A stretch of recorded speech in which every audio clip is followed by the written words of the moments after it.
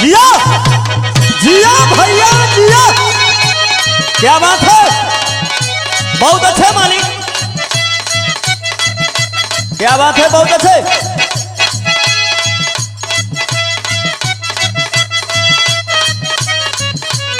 है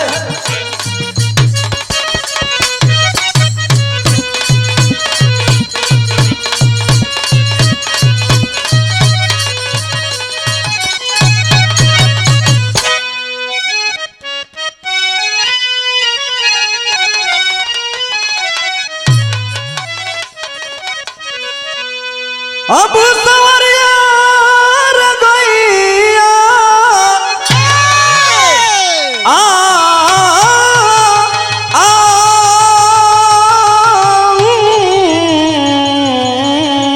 हो राम।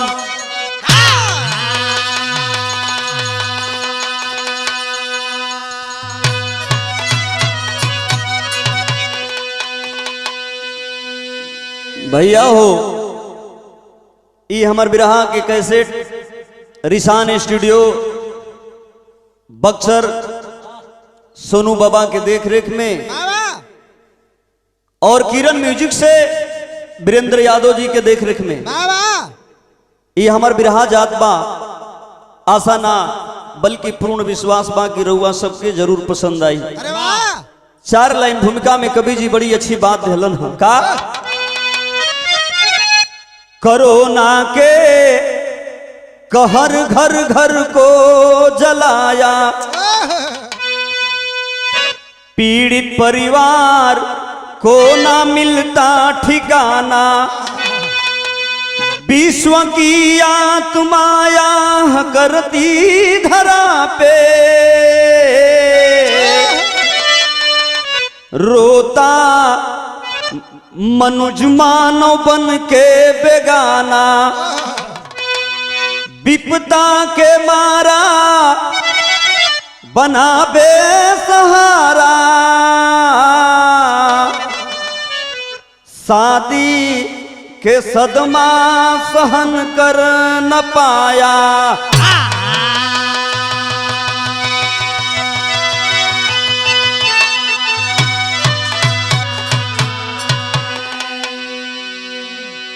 भैया हो एक बार 2020 पूरा हिंदुस्तान नहीं पूरा विश्व को झकझोर के रख दिया।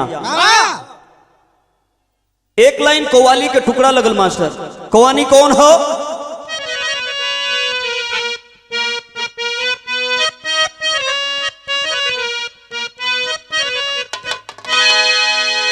उहे कव्वाली बा।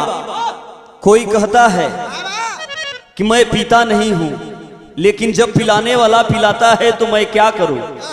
क्या कहता है कि सबको मालूम है कि मैं, सबको मालूम है कि मैं शराबी नहीं, फिर भी कोई पिलाए तो मैं क्या करूं? शराबी नहीं,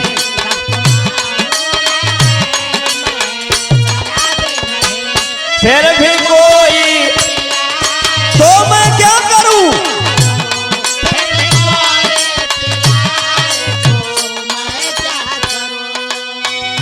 लेकिन कवि जी बिरहा में बड़ी अच्छी बात लिखलन। का लिखलन है? असुरों का असुर सुर, असुरों का असुर सुर कोरोना हुआ, जिसके आगे कोई पार पाया नहीं, कोरोना हुआ,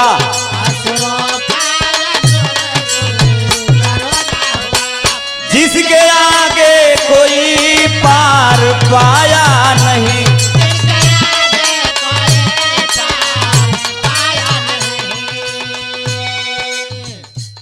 असुरों का असुर सुर कोरोना हुआ, क्या बात है?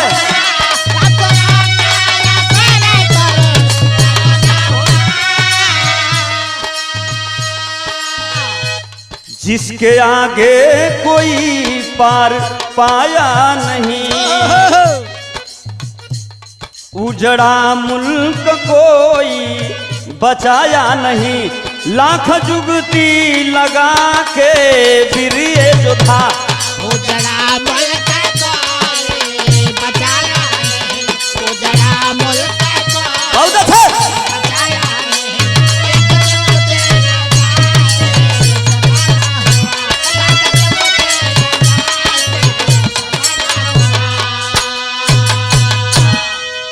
यहवे से हमरे बिरहा के शुरुआत हो गई। कहानी कहाँ के बा, केकर बा, कैसन बा, नज्म के लाइन में बतावल गई का।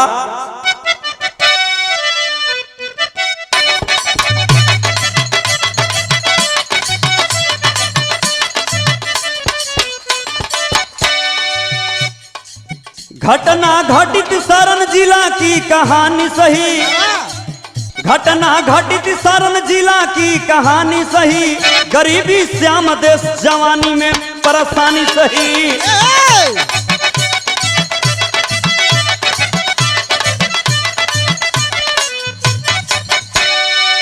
बेटी सयान हुई शादी का चिंता समाया है, जोग पर ढूंढ के वो दिन रखवाया है।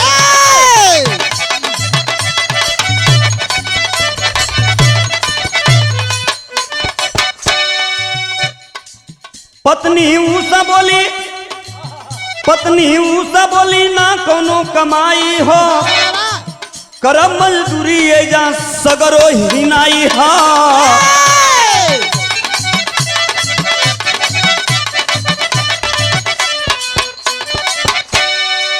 बाप बेटा दोनों, बाप बेटा दोनों पकड़े सुबगड़िया हो, बाप बेटा दोनों पकड़े सुबगड़िया हो, चला कमाए दोनों फेमस शहरिया हो।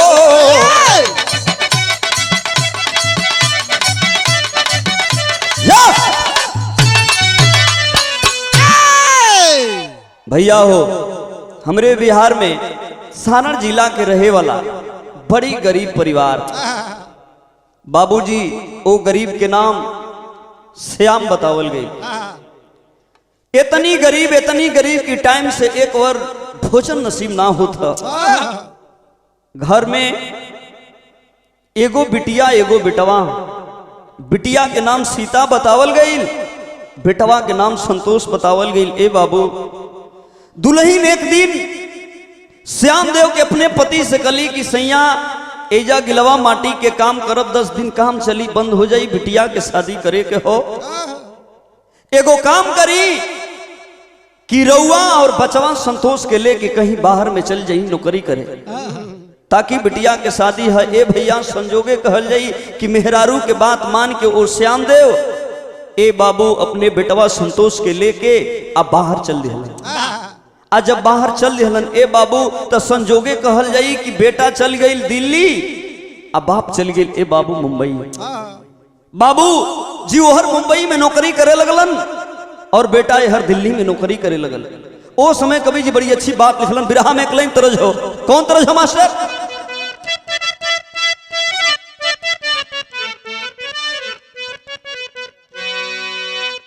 बड़ा गादर आइल बाटे तोहरी जवनिया हो, जान ले बूका।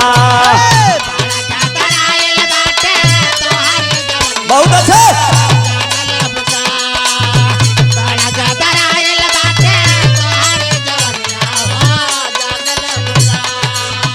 बड़ा गादर आइल बाटे तोहरी जवनिया हो, जान ले बुका। गोरिया लहंगा उठा के बुनिया झाड़ दे बुका। क्या बात है?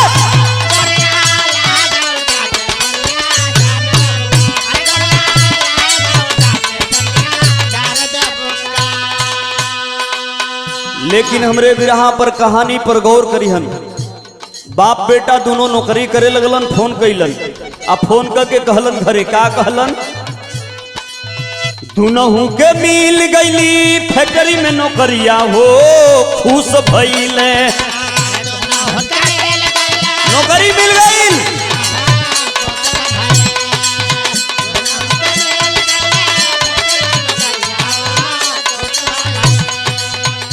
दुनहु के मिल गईली फैक्ट्री में नौकरिया हो खुश भइले फोना कैले नगरिया हो खुश भइले बहुत अच्छे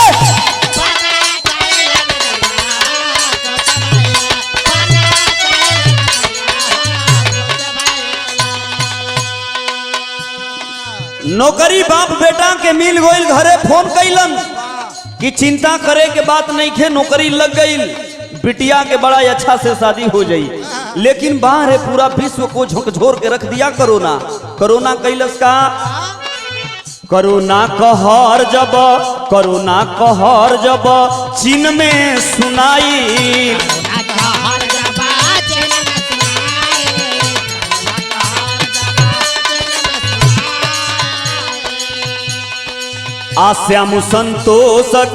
श्याम संतोष के माथा चकराई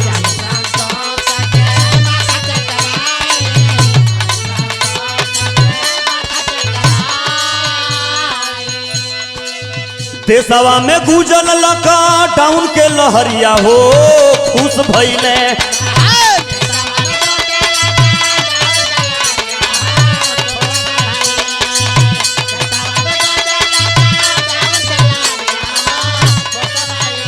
फोना कैले नगरिया हो खुश भइले फोना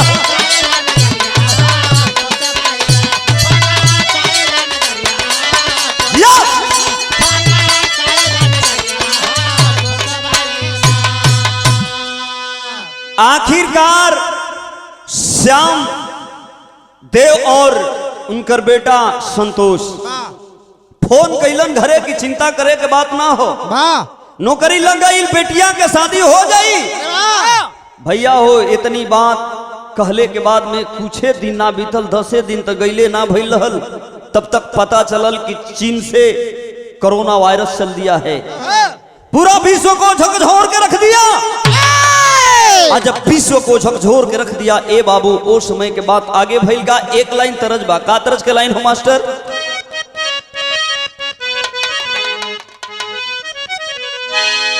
वही तरज बा कि तोहरा लहंगा पे भैली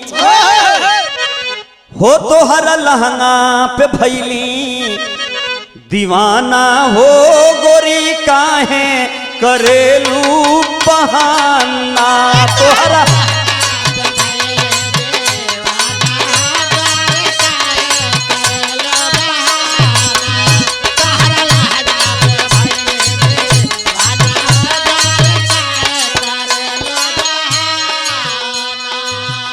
ईद तरज रहल हो गौर करिहन हमरे बिरहा पर बाबू के बड़ी चिंता होखे लगल कि कोरोना वायरस आ गई कहीं हमरे भारत में मत आ जाए बिटिया के घरे फोन लगोलन की बेटी बड़ी चिंता हो गई बड़ी परेशान हुवन रो रो कहत हुवन का तो हर शादी सतावे तो हर शादी सतावे चिंता भारी हो बेटी बिलखी बिलखियां सुधारी भारी हो बेटी बिलखी बिलखियां सुधारी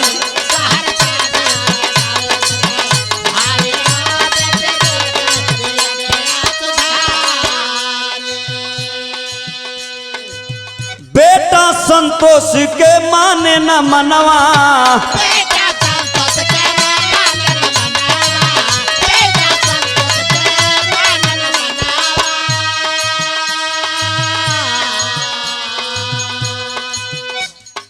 आ फेल भइल पापा हो सगरो पयनवा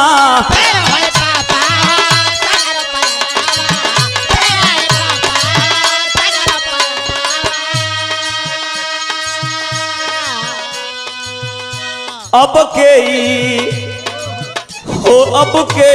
अफतिया के तारी हो बाबू पिलखी पिलखियां सुधारी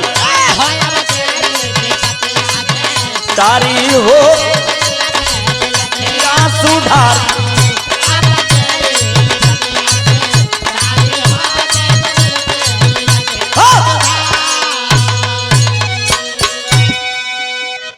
भैया हो फोन कैलन कि कोरोना चीन में आयल, पूरा विश्व के झकझोर के रख दिहलस।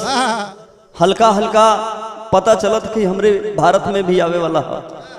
10 दिन ना बीतल ले भैया, पूरा भारत में कोरोना का कहर एकदम जारी हो गया। आज जब जारी हो गई ले भैया, ओहर बाप श्याम देव मुंबई में नौकरी करत बान, बेटा दिल्ली में। भैया हो अभी तो 10 दिन भैले रहल गईला, ओहर खैला खैला बिना संतोष छटपटाए लगल। एहर श्याम देव मुंबई में छटपटाए लगलन। अब बाबूजी जब छटपटाए लगलन हा, ओ समय अपने श्याम देव पापा के यहाँ लड़का फोन लगौलस कि बाबूजी 3 दिन 4 दिन खैला हो गई, न सूद पानी मिलत है न खाना। बाबूजी के मालूम कि ए बाबूजी हम दिल्ली से सीधे रेलवाई पकड़ के अब घर की ओरे हम चल चले आई। धीरे धीरे बाबू कुछ दूर अइले के बाद में पागल के तरह वो संतोष रेलवे लाइन पकड़ करके घर की ओर जा रहा है कि चला जाऊंगा। बैठते उठते पागलों के तरह एकदम हाल पागल के तरह हो सके कहीं कुछ साधन हमके मिल जाई। बाबू धीरे धीरे घड़ी शाम 8 जब बजौलस, पागल की तरह एकदम रेलवाई पकड़ के एकदम कपड़ा फटा पुरान एकदम हो गया है, बिखरा है, एकदम जा रहा है। बाबूजी उस समय एगो अचानक घटना घटल। कैसे बाबू? विदेशिया से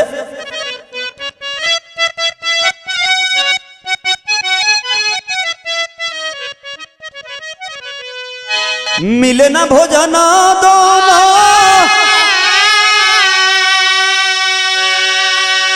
ए भैया रुदन हजारा करे।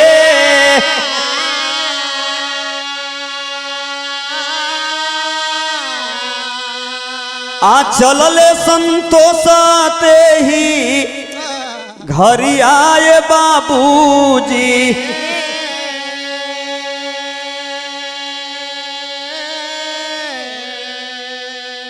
आप पैदल चलत रहले, पैदल चलत रहले, देहिया हिलत रहली।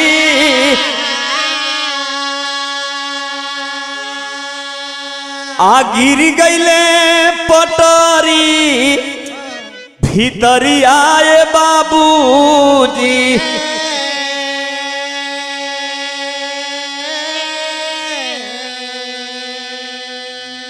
तबले पिछवा से अइली,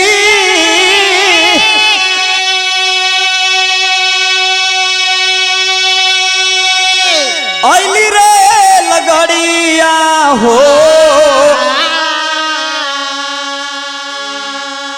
आ बोटी बोटी काटी दिहली, धरी आए बाबूजी।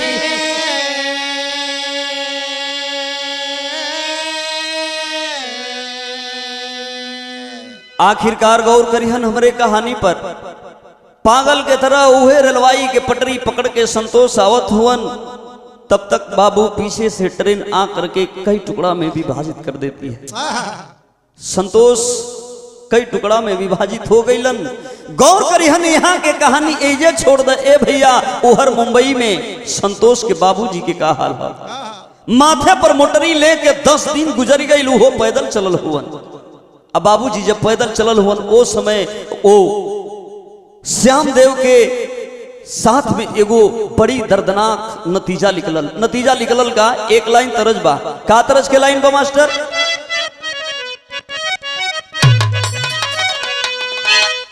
ए भैया नेवरिया कवनी घाटे पर लगी, ए भैया नेवरिया कवनी घाटे पर लगी। विपदा विरह वेदना तड़पेली शरीरिया।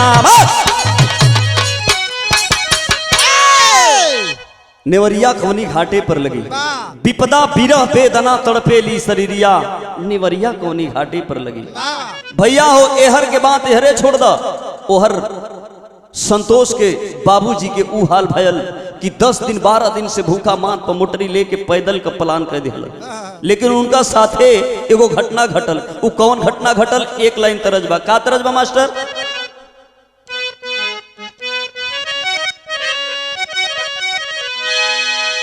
उहे तरजबा कि बाबू दरोगा जी, बाबू दरोगा जी, कवनी गुनहिया बधला पियवा मोर। बाबू दरोगा जी, पियवा मोर।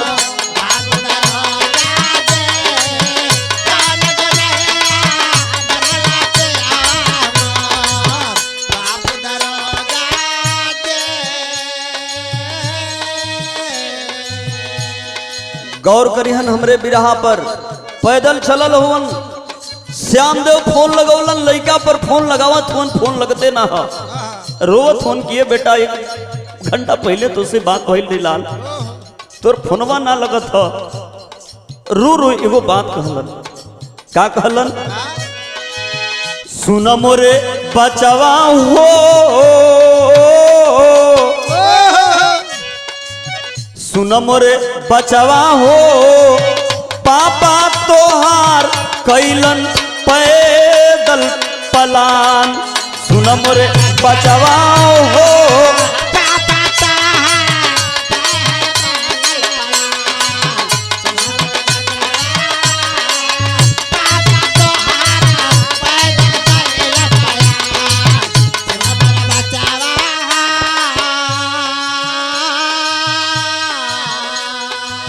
भूखा से मारल तड़पे परनवा, आफत में बाजान की। सुन मोरे बचवा हो,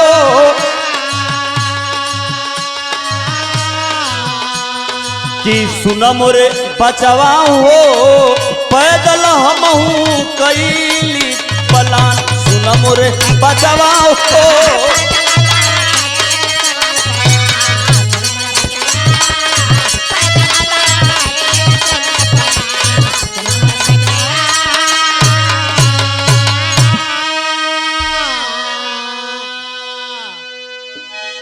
ए भैया फोन लगावत रह गईलन, फोन ना लगल।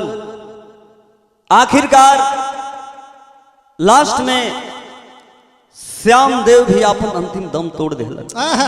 आज जब अंतिम दम तोड़ देहलन, ए भैया ये हर आईडी प्रूफ से पुलिस कर्मियों ने बाबू देखे श्याम देव की लाश को अपने कस्टडी में करता है। एहर के बात एहरे छोड़ दा, एहर आईडी प्रूफ से संतोष के बाबू देखे पुलिस लाश को कस्टडी में करके सारण जिला में लाश लेके बाप बेटा के लेके पहुंचल हो। जब वो मतारी के दुआरी पे ए बाबूजी जब पहुंचल बे, लाश सीता बहन घर में, मतारी घर में। भैया हो जब पुलिस के आवाज मिलल, देखते ही गांव घर लोगन के भीड़ लग गई। ले बाबू दरवाजे पर कि आखिरकार प्रशासन कैसन। बाबूजी घर से सीता की मां जब बाहर आकर के देखती है कि बगल में मेरा पति का लाश और इस बगल में मेरा बेटा संतोष का लाश। बहन जब निकलती है देखती है कि भाई की लाश, बाप की लाश। वही भाई के लाश पर गिर के रोत है कि भैया जाए लगलन तो तू वादा कैला कि बहन तोरा खातिर बहुत बहुत चीज लेके आई रे भैया। सब कुछ तोड़ दिया भैया। एक तरफ पापा के लाश के देखत में, एक तरफ भाई रो रो फुट एगो बात कलिन। बिरहा में एक लाइन गंगा माई के गीत लगल। का तरह हो मास्टर?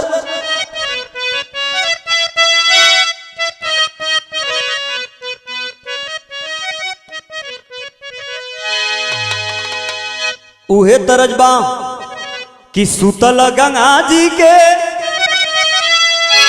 जगावे भैया माँ लहावा, अरे बोले माई ना। आ मैया मोर भैल भीनु सरावा यार बोले ए माईना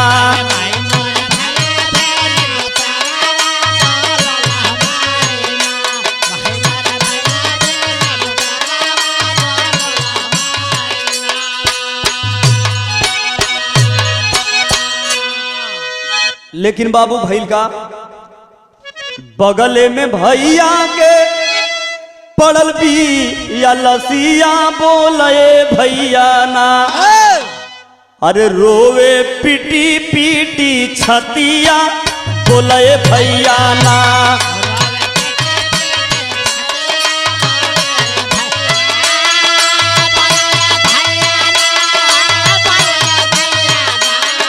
बोले भैया ना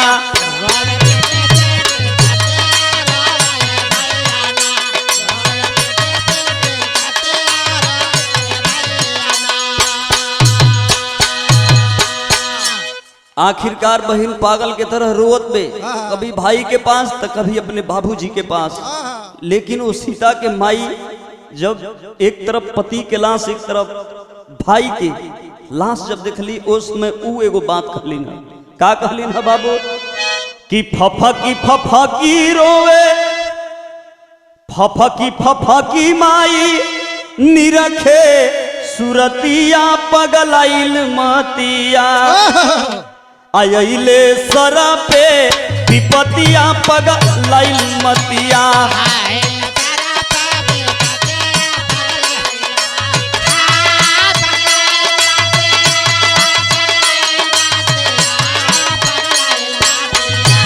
आइले सर पे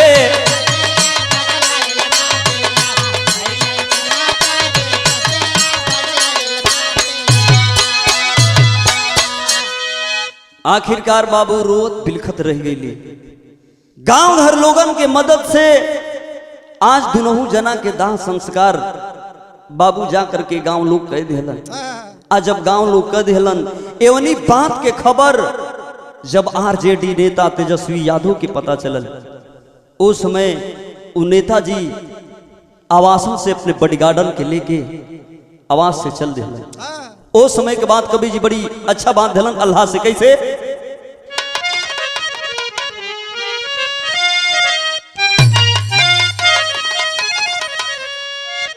जेकर सहारा नहीं जेकर सहारा नहीं होला दुनिया में बाबू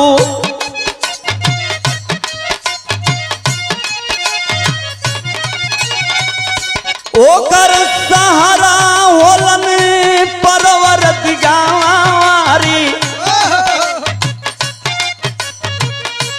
आरजेडी नेता सुनले तेजस्वी खबरिया बाबू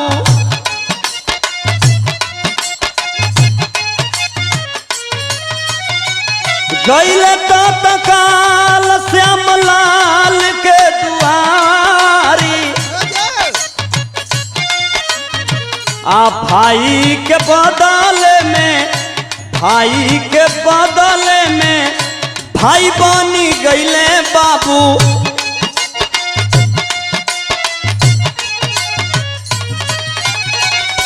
शादी रचाई वहां कैलन परियारी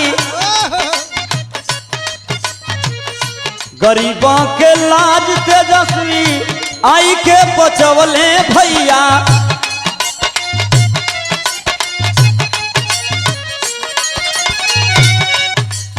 अरे बहिन दुल्हनिया सीता गईली ससुरारी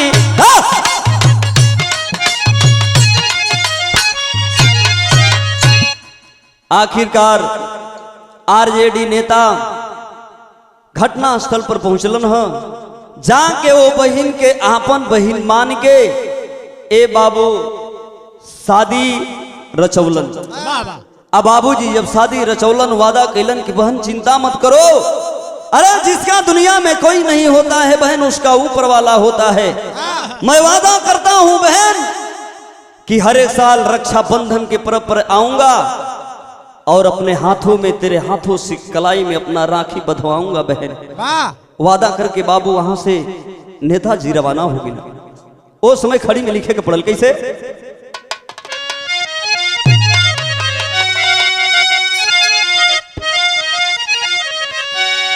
तब भैया लालू लाल है तेजस्वी दहाड़ते रही है, आ हरदम गरीब खातिर झंडा लहरावते रही है।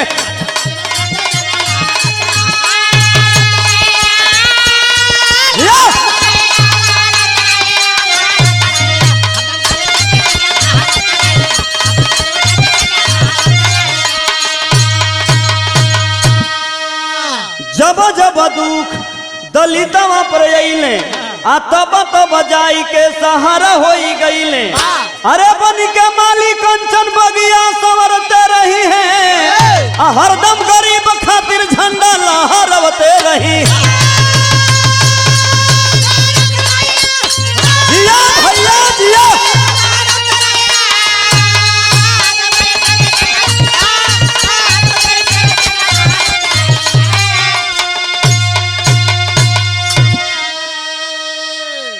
बिरहा के आखिरी लाइन में लिखे के पड़ल, जय जखाड़ गुरु जद्दू लौटन की लहरे फुलवा।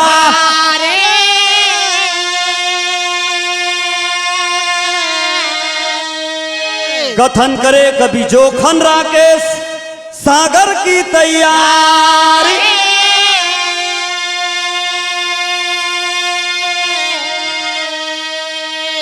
अरे नेवरिया कवनी घाटे पर लगी, नेवरिया कवनी घाटे पर लगी, तललन ओम प्रकाश के सारद करी रखवरिया। नेवरिया कवनी घाटे पर रखवरिया हो।